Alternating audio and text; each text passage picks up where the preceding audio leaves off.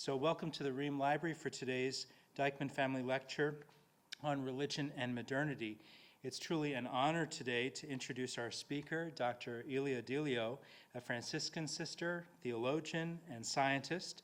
Dr. Delio is one of today's foremost thinkers at the intersection of faith and science.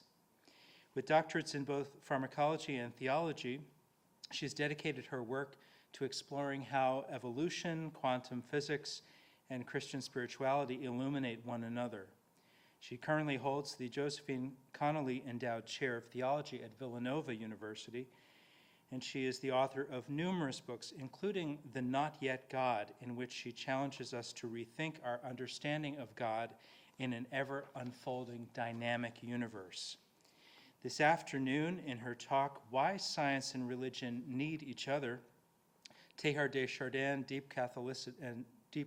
Teilhard de Chardin's Deep Catholicity, Dr. Delio will lead us into the vision of Teilhard de Chardin, a Jesuit scientist mystic who saw the cosmos as charged with divine presence.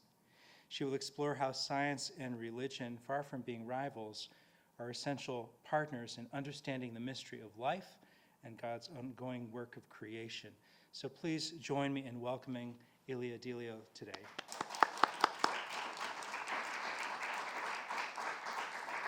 Thank you. Thank you, Brent. And welcome. Glad you're here to share in this discussion this afternoon. I have to say it's just really nice to be at the College of the Holy Cross. I've heard of this school for years, but now I know it's a reality. And so it's really great to be here. So I am a scholar of the Jesuit Pierre Teilhard de Chardin, someone I stumbled into as a Franciscan theologian. My area was originally Bonaventure, and I found a consonance between Bonaventure's dynamic Christocentrism and what Teilhard was saying in terms of Christ and evolution. And so for the past 15 years, I've been trying to expound and build on Teilhard's vision. I was originally a scientist and fell in through the back door into theology. So still to this day, I wonder how I ever got here, quite honestly. But I do think there's something valuable in what Teilhard has to offer us in terms of bringing science and religion into a unified field of knowledge. So I want to begin by just alerting us to where we find ourselves on the planet today.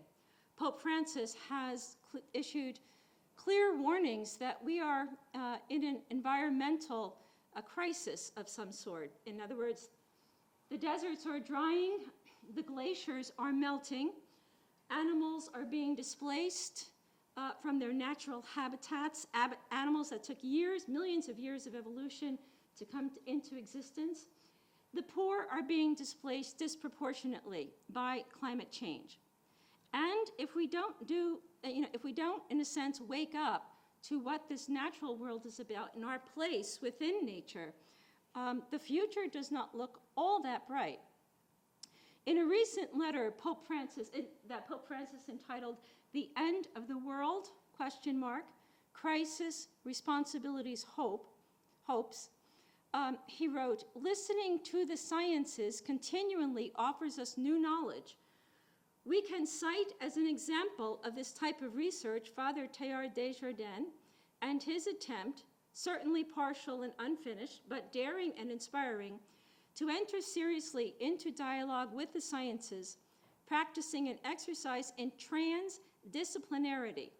Thus, he launched his insights that focus on the category of relationship and interdependence between all things," and here I think is most important, "placing Homo sapiens, our species, in close connection with the entire system of living things."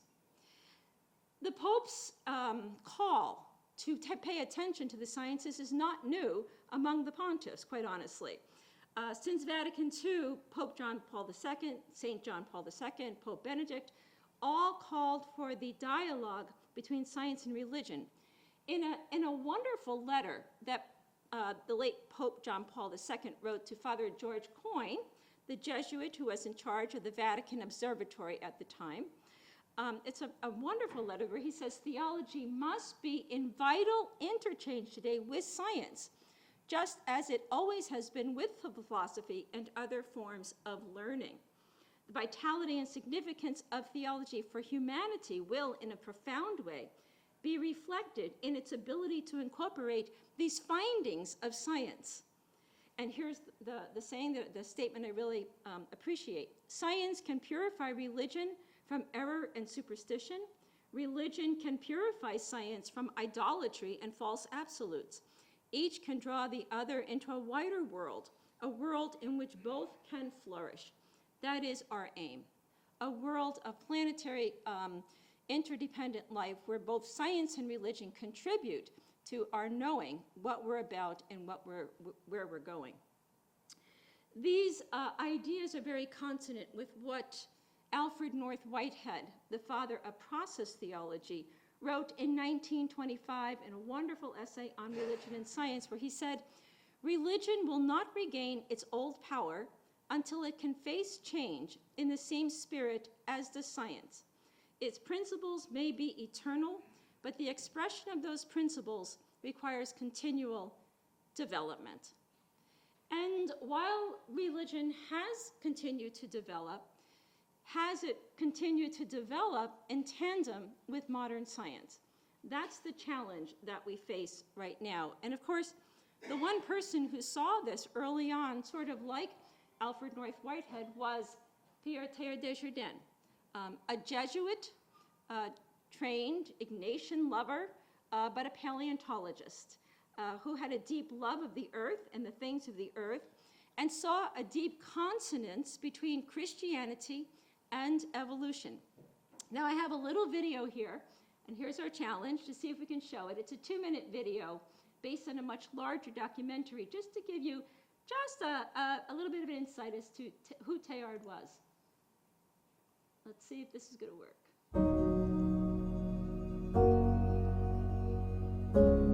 Someday, after we have mastered the winds, the waves, the tides, and gravity, we shall harness for God the energies of love. And then, for the second time in the history of the world, we will have discovered fire.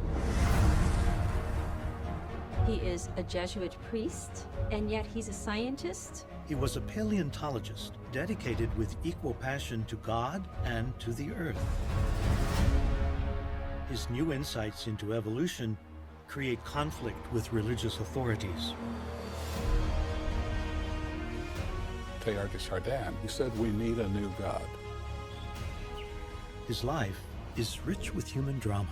From the time he was a very young child, he became frightened to death of perishability. He spent almost all the rest of his life trying to tie himself to something that does not perish. Donc les parents de Pierre avaient leurs 6 fils au front. 2 ont été tués, 3 ont été blessés.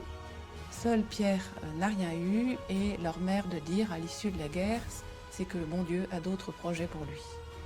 Teilhard de Chardin establishes close relationships with several women over the course of his life. I have experienced no form of self-development without some feminine eye turned on me, some feminine influence at work.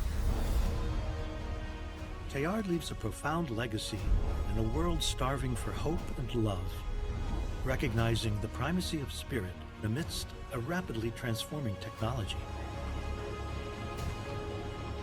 This man has given us a vision of hope that really is hope, and not pipe dreams.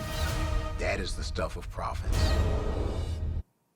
That's just a brief insight to say that Teilhard really, first of all, he saw the value of science in actually advancing what Christianity was about.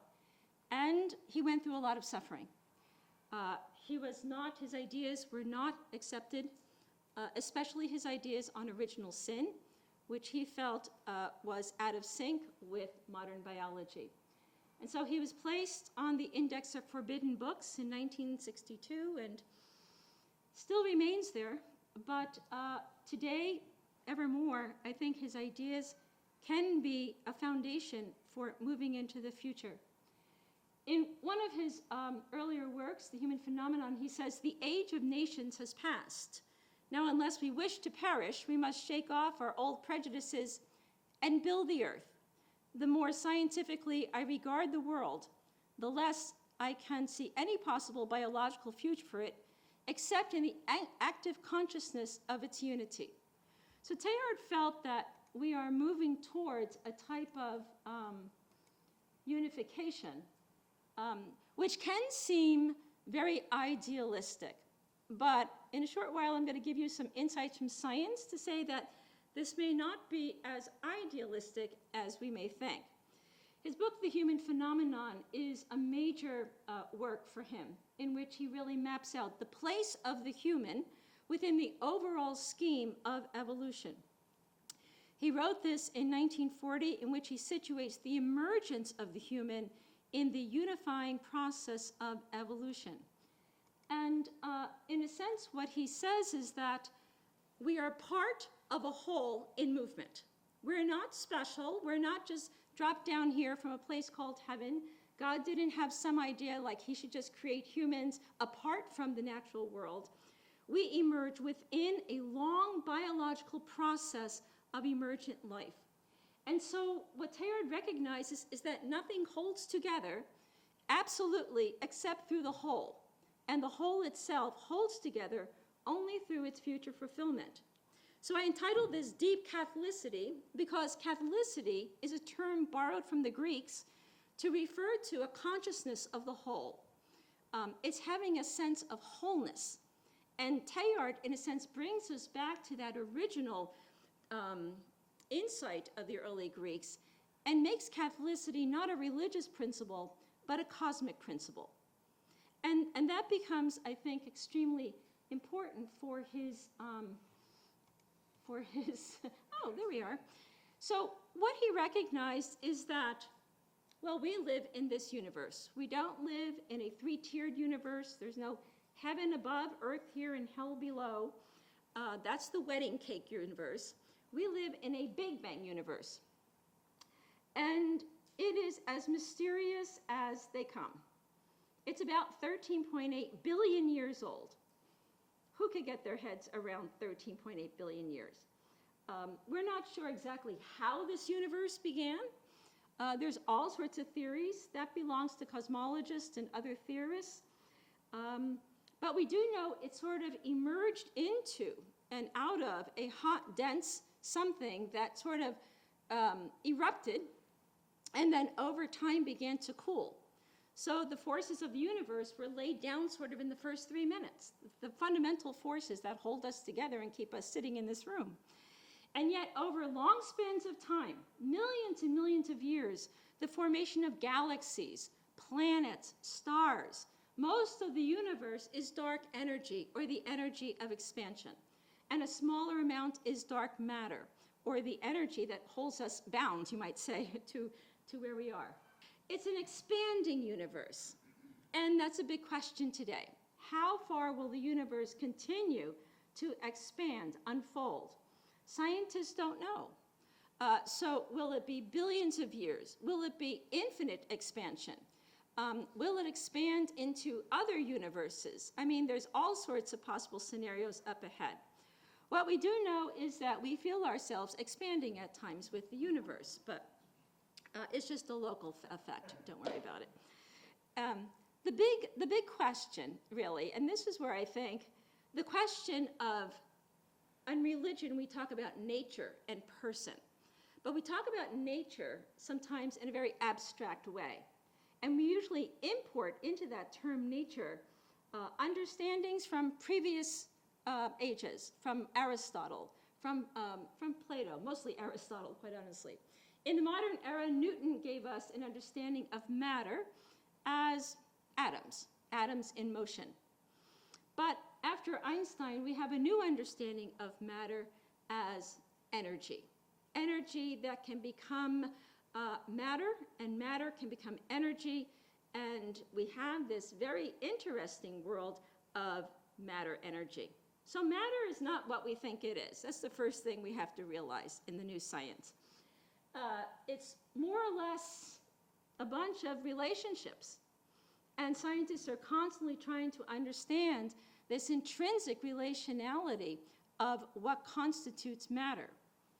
Of course, in the early 20th century, the emergence of quantum reality really drastically changed our understanding of what we are. I think on our large scale, everyday life, we talk about stuff as if it is really stuff, like it's inert matter that's sort of planted here and there. But if we were to trace this stuff down to its fundamental roots, it's more or less like fields of probabilities. These are kind of standing fields of probabilities, and what quantum physicists tell us is that there's a role here for consciousness in what determines the real. So Niels Bohr, in his Copenhagen School of Quantum Physics, realized that it's an observer-dependent universe, that it takes an act of awareness or consciousness to determine what one probability is that collapses the wave into a particle. So I think this is a spookier world than we ever conceived it to be. And I think the idea of living with any certainty needs to be placed aside. Werner Heisenberg coined the idea of the uncertainty principle, since we really can't say exactly what something is and how fast it's moving. So the determination of matter is no longer all that clear. We also know, as Einstein and his postdoctoral students showed, that it's a deeply entangled universe, that if we take particles that have interacted, say 2 particles, and we split them apart and place, say, one particle here on this podium in Massachusetts and the other particle, say, on Jupiter, if I turn this particle 180 degrees up, the particle on Jupiter will turn 180 degrees down. It's a reciprocal effect that's called non-local action at a distance. No matter how far apart particles are distanced, once they've interacted, they are forever interacting. So Donald Hebb, the Canadian psychologist, says those who fire together wire together, because we have the same experience of what we call quantum entanglement in our everyday world. For example, even on the level of, say, if you had a good friend or you lived closely with someone and that person moved away, and then one day you have a thought, like, I wonder how, say, Tom is doing. And that person, say, a half hour later, gives you a call or texts you, how are you doing? I was thinking about you. We used to say, what a coincidence. Now we say we're quantumly entangled. So I would say be careful who your friends are or who you interact with. You'll be forever interacting with them. I think one of the things that this new science and what Pope Francis is really pointing out to us is that we are part, that matter itself is deeply interconnected webs of relationships, that cosmic life is intrinsically relational, so that it's so relational that Paul Dirac said in 1933, it's so interconnected that if you pick a flower on Earth, you can move the farthest star. And that seems incredible to us, that our actions here, our local actions, could have such incredibly global effects or cosmic effects. But indeed, I think the new science is definitely pointing in this direction. And then coupled with that, which was really important to Teilhard's thinking. So I'm telling you this because Teilhard was influenced very much by quantum physics. And one of the areas that influenced him was how consciousness plays a role in matter. One of the things about religion is that the mind doesn't have a significant place in a sense, who God is or what we're about in terms of who Christ is. We keep the mind outside what we're about otherwise. But quantum consciousness, and in particular, the form known as panpsychism, says that all matter has some level of mind or awareness to it. And this is something that Teilhard wrote about almost 100 years ago, that there's an intrinsic property of matter that has sort of a proto-consciousness, and that over time, this mindful matter, begins to build into ever greater degrees of mindfulness. The scientist Max Planck in 1920 said, "I regard consciousness as fundamental, and I regard matter as derivative from consciousness. We cannot get behind consciousness. Everything we talk about, everything we regard as existing, begins with consciousness." You know, Jesus says, where your heart is, where your mind is, there your treasure lies. Where your mind is, there everything else lies, quite honestly. So even the Buddha had some idea, the mind is everything, what you think you become.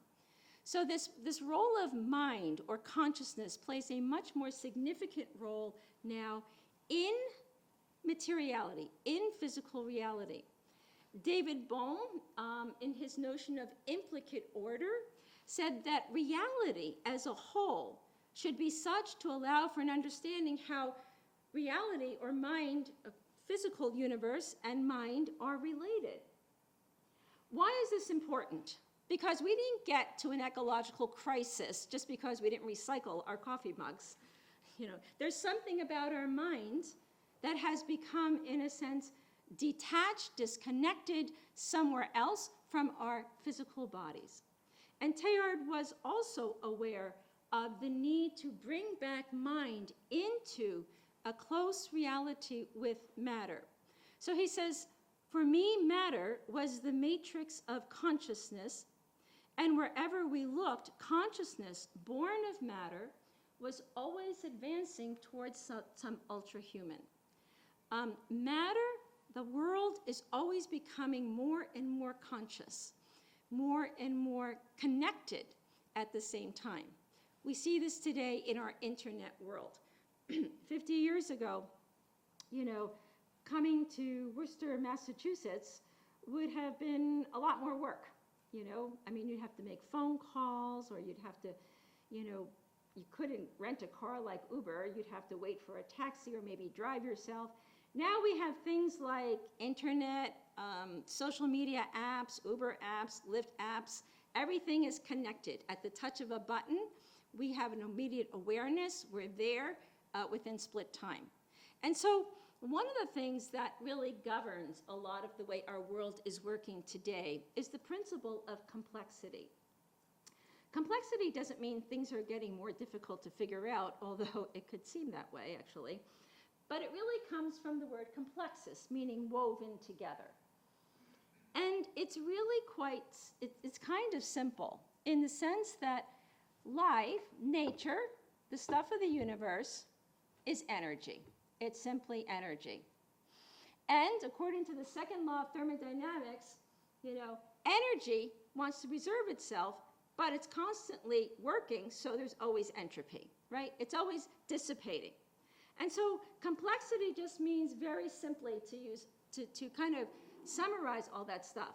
There's order, there's disorder, and there's new order. That's how life goes. Nothing ever stays the same. And so this organization of matter within any one point of time is always doing something, breaking down, and then looking to reorganize on a new level of life. So emergence speaks of new patterns of life on different levels. Like we move from single cellular life to complex life, to internet life, towards where are we going life.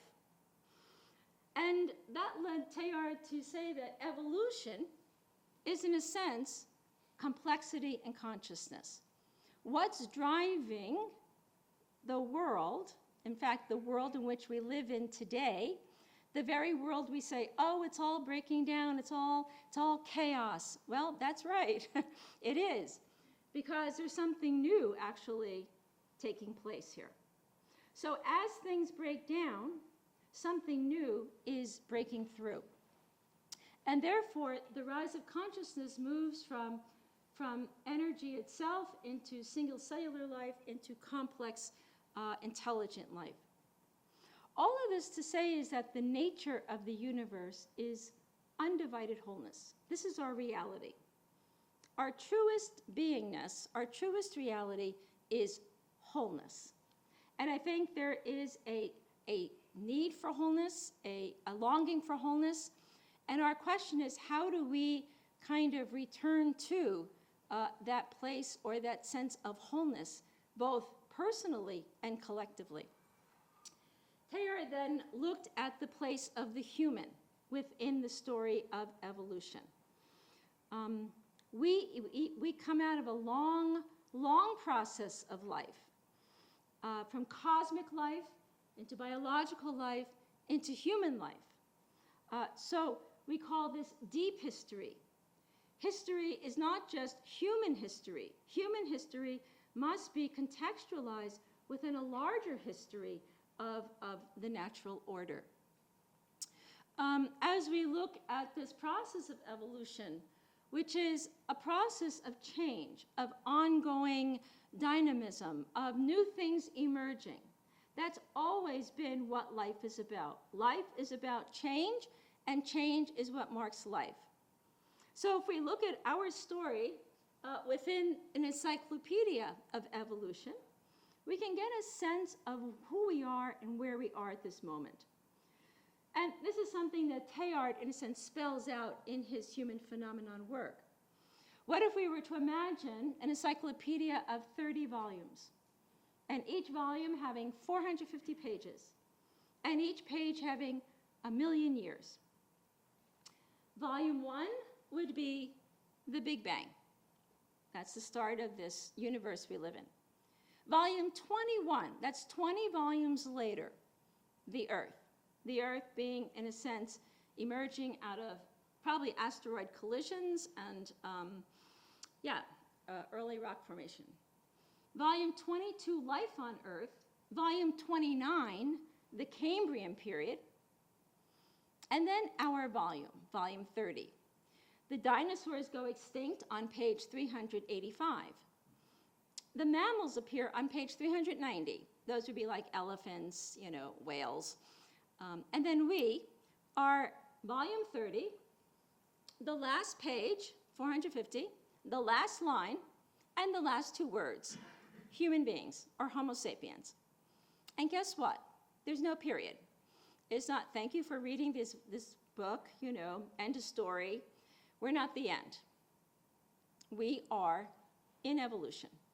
And this is something Teilhard really tried to hit home to us, that we are a species in evolution, and therefore we are precisely in the midst of change.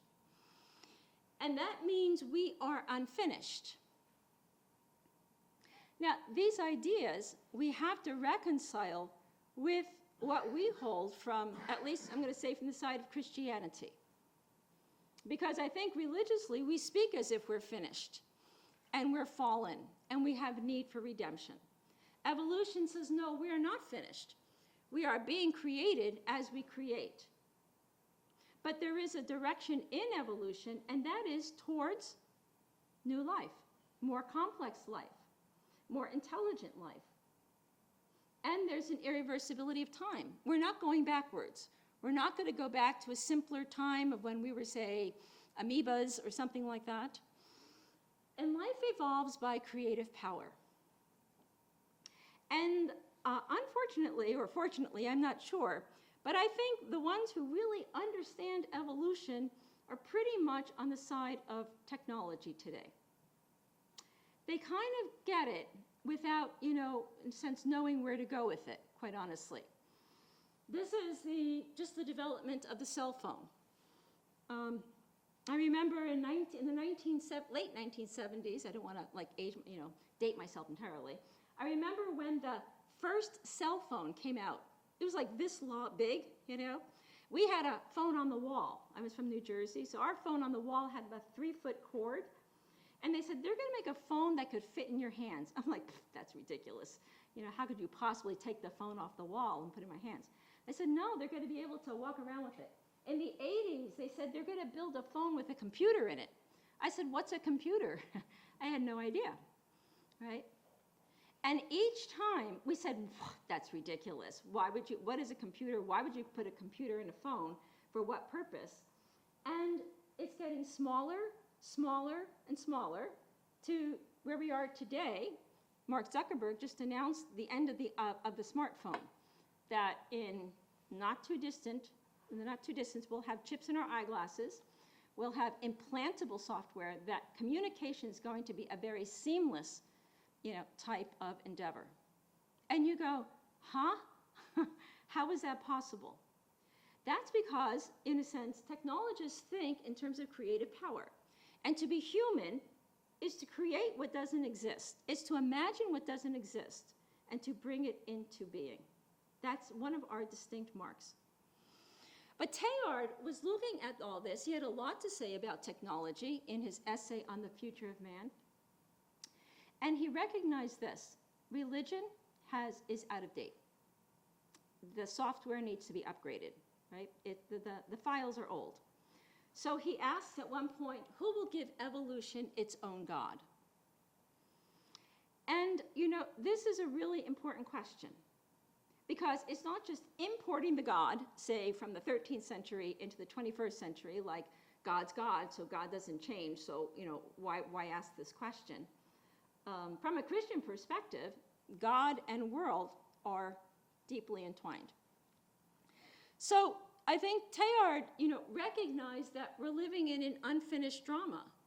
We're living in a post-Einsteinian era. That time and space are not two dimensions, like there's time and then there's space. It's that time and space are what matter is about. So God is the name of consummate being, or being, that's coming into existence. And therefore, God emerges, in a sense, in time. That's radical thinking. That's really thinking outside the established Christian norm. But what Teilhard recognized is that this whole cosmos is oriented towards fulfillment, towards consummate being. And he said, before we thought we had to liberate ourselves from the world, right? When we die, we're going to go to heaven and be with God. Now he said, our job is to be fulfilled in this world. That's where the soul finds its fulfillment, because God is, in a sense, being born from within.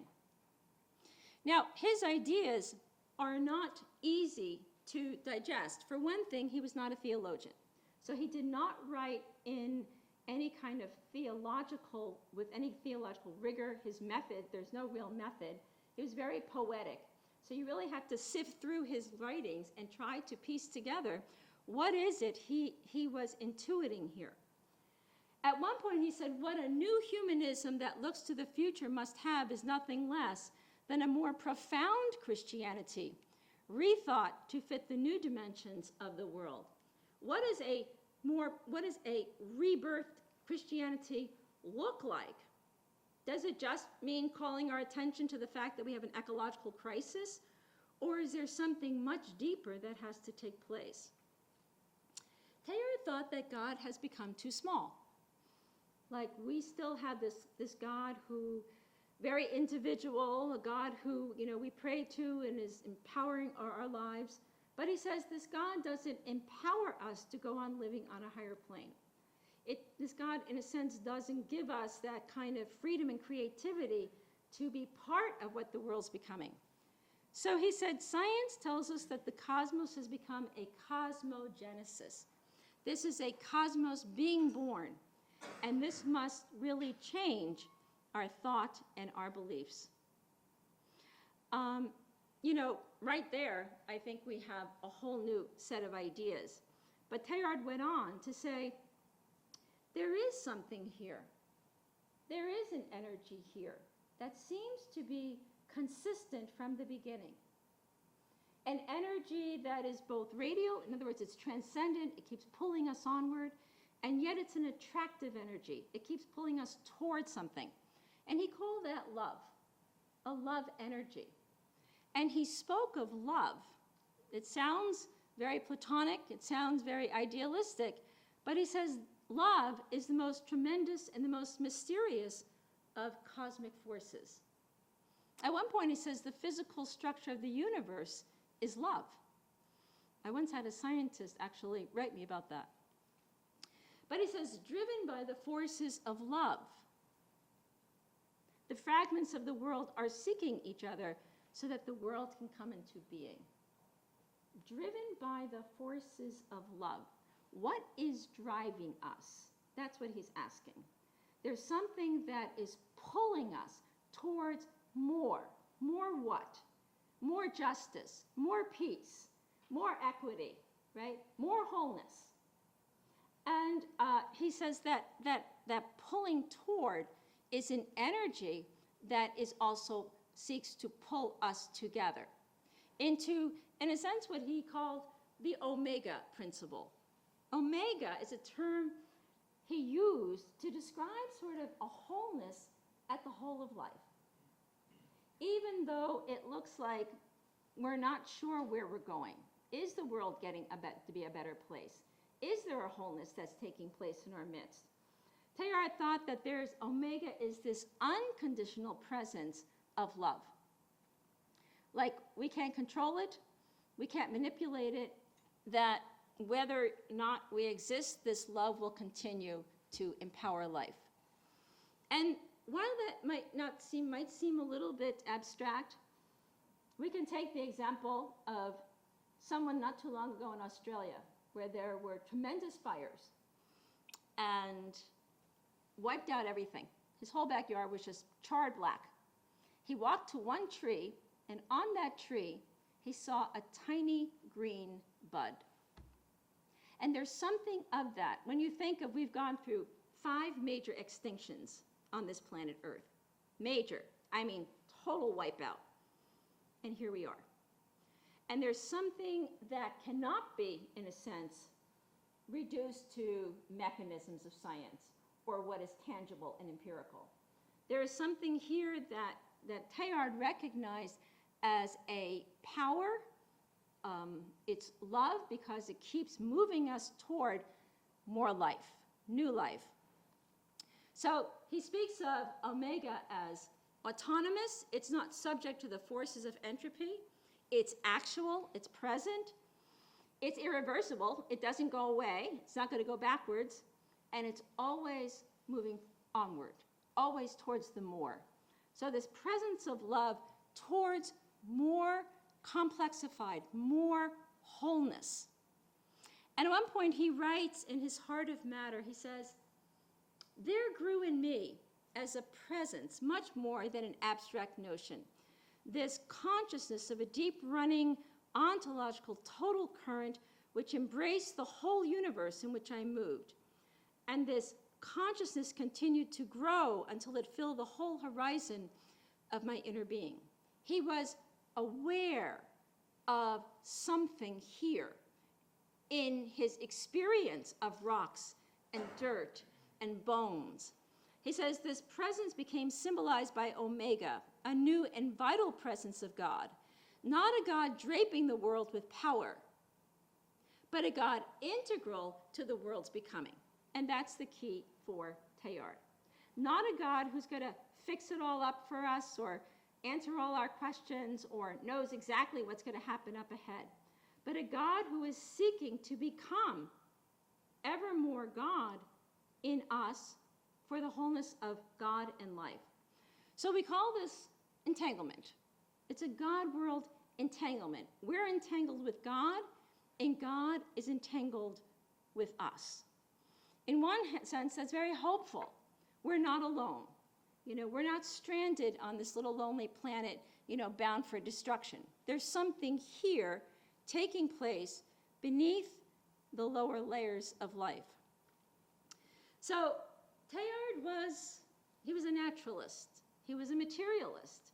In the deep experience of the cosmos, he said he found an absolute that drew him. It's like we're all in abstract worlds sometimes, all in our devices, all in multiple fields of mind. And in a sense, we've lost the contact with the stuff of the earth, the stuff of the real. And Teilhard recognized that without matter, we would remain ignorant both of ourselves and of God. So he writes this beautiful prayer, I bless you, matter, in your totality and your true nature. I acclaim you as the inexhaustible potential for existence and transformation. I claim you as the universal power which brings together and unites. I claim you as the divine milieu, charged with creative power. There is nothing profane here, Teilhard said, for those who know how to see. There is no secular. It is all, in a sense, in his view, raised up with the power of God's love. It says, raise me up then until at long last it becomes perfect in me in perfect chastity to embrace the universe. That's what Teilhard wants us to do. He wants us, in a sense, to embrace the universe, embrace the material world, to be creative, like science and technology does. I'll just read you the first point and I can summarize the rest. Matter matters. Matter matters not only to us, matter matters to God. Matter, God is the name of the depth of matter itself. There's an unconditional depth, a potential for matter to become something more. And so Teilhard, I must admit, he leaves Thomas Aquinas to the side, and he enters into new fields of thinking. He actually recognized himself. He said, we need a new concept of God, and I know I'm doing a new theology, but I can't tell you exactly what I'm doing. I mean, he himself was grappling with this idea that God is that power of wholeness that is seeking to become more whole in and through the world. As we rise in consciousness to that wholeness and become aware of that whole through revelation as God, then God takes on life, more life in us. So Teilhard's system is a holism. God and world form a whole. It's a partnership in a sense, and that's very different from classical thinking in Catholic theology. God's not, in a sense, the being in which we participate in our being. God is the being who is, in a sense, striving to become more being in us as we become more being in God. So it's a mutual relationship. It's a complementary pair that Teilhard thought God affects the world, but the world also affects God. So it's the question, does God need us to, in a sense, make the world a better place? And Teilhard's answer would be, quite honestly, yes. That the universe does contribute something that's vitally necessary to God. And that's something that we can't quite get our heads around. We're pretty sure God doesn't need us. And Teilhard's like, but creation completes God not by supplying what God lacks. If God is love, in other words, love is relational. God is relationship itself. And therefore, we complete God by contributing or actualizing the relationships of love. And therefore, he thought God and creation must work together towards that wholeness or fullness through the human efforts to unite through love and bring the multiple into a greater unity. And we kind of do this. I mean, we sort of, but we're doing it in a way that we're not conscious that what he saw as Christianity is precisely the unity of divinity, humanity, cosmos in a new whole, in a new reality. So he says God and the world are in the process of becoming something more together because the universe is grounded in a center of love. This actually, for Teilhard, is the mystery of Christ. So he speaks of this becoming more together as Christogenesis. Not a Christ who's savior of the world because Jesus died on the cross, but a Christ who is the form of the world, what we are, in a sense, made for. So he says the evolution of God and the evolution of humanity cannot be separated. Where your God is, there the world lies, so to speak. So he calls this theogenesis. God is becoming ever more God in and through us and the world. God needs us, acquires, you might say, a greater expansion of consciousness through us, and therefore we're in this entangled state together. And by this, what Teilhard is basically saying that God becomes something more through us, and we become something more in God, and that is what the Christic, or the mystery of Christ, is about. And that is, in a sense, what he means by the fulfillment of the world. So evolution is not only the universe coming to be, he thought it is God who's coming to be. He thought this whole process of evolution is actually really about a drama of God's becoming. So he says, in the future, only a God who is totally omega, totally that fullness of consciousness, materiality, unified in love, can work. So I'm just going to go here, because this is basically saying the same thing, that God and world are a whole. That's as simple as you can say it. There's no God who's watching over the world. God is that power of being in love that is seeking to become God in love in and through the world. And therefore, what Teilhard thought is we're not going to understand this as we are. We are still thinking out of old methods, old mindsets, old cosmologies. We still train ourselves, with individual disciplines. The humanities are here, the sciences are here. So all of this seems like, who knows what we're talking about here. But he says evolution does not just belong to science. It really pertains to all theories and conditions. All systems must bow and must satisfy the tenets of evolution if they are to be unthinkable or true. Everything's evolving. We're evolving. Science is evolving. Religion is evolving. Politics is evolving. Social life is evolving. Culture is evolving. What does that mean for us? That's basically what Teilhard's asking. So he asks, the ultimate concern of the human must be the integrity of the universe upon which the human depends in such an absolute manner. The integrity of the universe, which means not to kind of treat the world as a background for human salvation or human drama, but to be attached to a world in process means that we constantly leave behind what we achieve and move forward to what is yet to be accomplished. That's the world of complexity. We do our work and we look towards what we can become.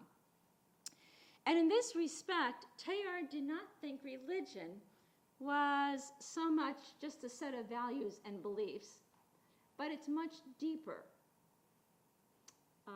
Thomas Merton had something of a similar idea, that every aspect of nature has a religious dimension to it. Religion being that kind of depth dimension. Everything exists for something. It has an ultimate meaning, maybe an ultimate value. So religion is, you might say, the state of being grasped by ultimate concern. That's what it means to be religious, ultimately. What are my ultimate concerns? And then our beliefs and practices around those concerns. Teilhard thought that a true religion of evolution must include faith in the development of this world. If we are really about ultimate concerns and about meaning, then we must have a faith in this world and what it can become. Then he thought faith in God as the activating force and force of attraction, which makes this possible. Then he thought we need faith in the future. Do we really believe that this world is where God is coming into that fullness of reality, that this world is being empowered towards a greater love, and therefore that we can build this world towards more wholeness? He thought that religion was too small. He said religion is still primarily on the level of consciousness and human action. That's where it should be, he said, rather than on the level of institutions or belief systems, except as these systems manifest and give direction to the former.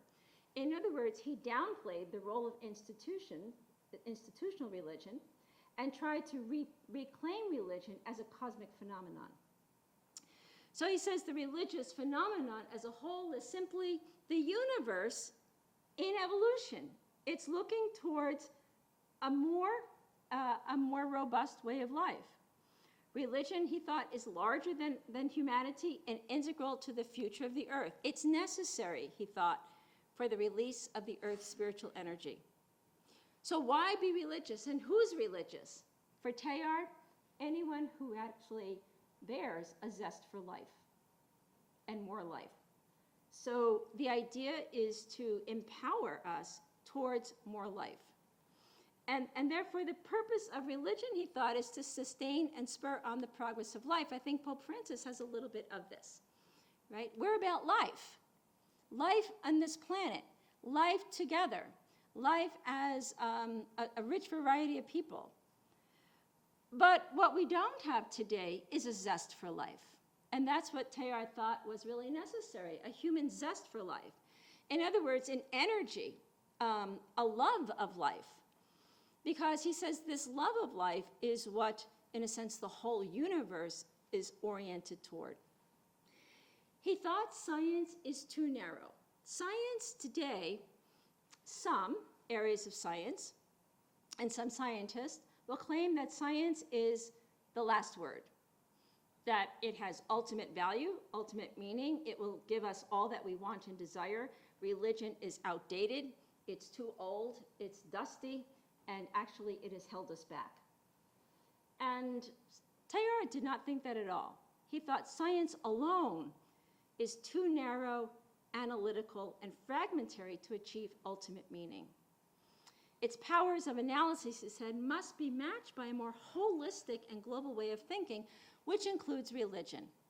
And truthfully, if anyone here is a scientist or does science, you will know that science is a very religious, it's a spiritual endeavor. There's no one who does science in this kind of objective, apathetic, like, you know, I'm really not involved in this at all, I'm just gonna have my measurements. Science is about passion, you know, it's asking questions in the same way that the religious seeker asks questions. Who are you, O Lord? The scientist says, what is this about? You know, how does this work? How does this cell work? How does this, you know, how does this gear work? And therefore, the scientist, like the spiritual seeker, finds methods or ways to answer that question, perfectibility. And therefore, the scientist, like the religious person, is always coming towards an insight of knowledge, kind of a unity. And therefore, science is about human betterment. You know, it's about doing stuff that can hopefully improve our lives. And that's what we see today, certainly with biomedical technology, areas of, you know, other areas of technology, medicine itself. We're always looking to improve our lives. The lifespan itself is increased.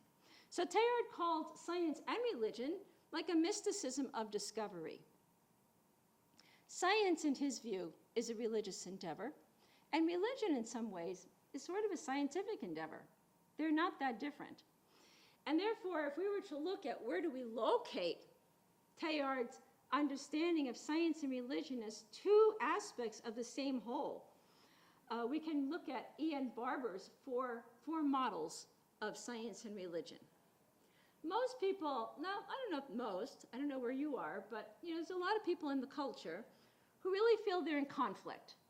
You know, that science has its own answers and religion has its own answers. And sometimes these answers conflict. So you have to kind of choose a side. Others say, well, they're just independent. Science does science, religion does religion. They're two different languages, two different domains. They have nothing in common with each other. Pope John Paul II, like Pope Francis, wants us to move into dialogue, that science can purify religion from error and superstition, and religion can purify science from idolatry and false absolutes. Teilhard was actually an integration. Science and religion can mutually enrich one another. And I think that is the best way forward. He said religion and science are two aspects or conjugated phases of one and the same complete act of knowledge. We know, in a sense, you know, science is a knowing how things work. Religion is a sense of knowing why we exist at all and where we might be going, what this power of life we name as God might mean for us. So if they work together, bringing the values of religion in dialogue or integration with the values of science, what kind of world could it be? Quite honestly, I've been working with a group of scientists in California. It's called the Human Energy Project. And these scientists are mapping the next level of the noosphere. It's the level of biological evolution on the level of mind brought together by technology. Many of these scientists, thought religion is just in the way. It's antiquated. It really doesn't have much to value. And then they discovered Teilhard, and they said, well, that's really interesting.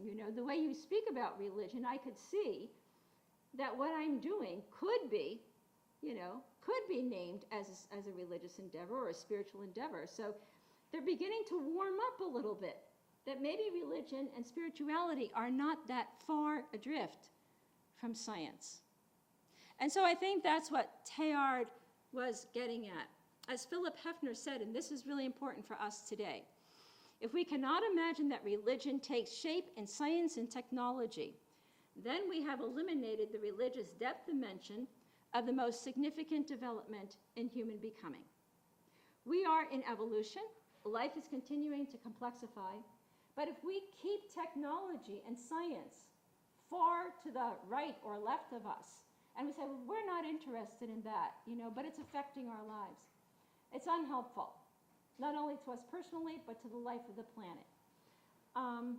Because honestly, people in Silicon Valley are developing technology, but the aims of that technology are simply whatever the coder or the technician or the engineer wants.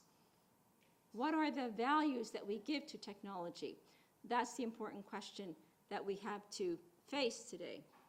So what Teilhard thought, humanity is no longer imaginable without science. Science is not only not going away, it will continue to increase and begin to, in a sense, govern many aspects of our lives. But without some religion to animate it, it can be dangerous. Religion, he thought, is the sole biologically necessary for the future of science. The seeker is one who devotes oneself through love to the labors of discovery. The scientist can then be the religious person, just as the economist can be the religious person, just as the psychologist is a religious person, not because they practice religion, but because the work they're doing contributes to the greater sense of wholeness and unity. Knowledge is, in a sense, always bringing in new horizons of insight, leading to greater unity. So that leads Teilhard to say religion and evolution belong together. They form one continuous organism in which their lives prolong, depend on, and complete one another. And that led him to maybe an even more startling thing, that he thought we need a new religion of the earth. And here's where he borrows from Christianity to say, look, Christianity has, in fact, he almost, but doesn't go there, want to say that Christianity is really not meant to be an institutional religion. It's a religion that really seeks to harmonize and unify what we're about here on earth in relation to God. So he says, any religion which focuses only on individuals in heaven is insufficient. People are looking for a religion of humankind and the earth, what gives meaning to our lives, what will enkindle cosmic and human evolution, a deep sense of commitment to the earth. And therefore, he says, in the future, the only religion possible is the religion which will teach us in the very first place to recognize, love, and serve with passion the universe of which we form a part. Now, this could seem, oh my gosh, has he left, you can see why the church maybe didn't want to put him up too high, on the index reading. But I wonder if he's really pointing to what Christianity has meant to be. God has become human, right? That divinity has entered into a unified relationship with materiality. I'm not so sure Teilhard's the problem, or that the church itself has never really lived into its full incarnational commitment. And therefore, I think Teilhard is a wake-up call. As Alfred North Whitehead said, the future course of the world's history depends upon people's decision as to the relationship between science and religion. And this is where I see ourselves today. We have to rethink these areas and bring them together into a unified field of knowing that whatever we're doing, that if we are doing it with a sense of more life, more wholeness, a contribution of greater love and compassion, building the earth into a unified whole, that for Teilhard is the emergence of God Omega. We still have the humanities in one building here, and the sciences in this building over here, and oh gosh, I have to take a theology course, or oh, I have to take a general science course. We don't know how these things work together, so this comes at us, well, I'm not sure what to do with this. Well, we make a start, because right now I think our earth is crying out for a new way of being and knowing. And the problem of the earth is certainly not God's, it's ours. So the future is ours to do. Thank you.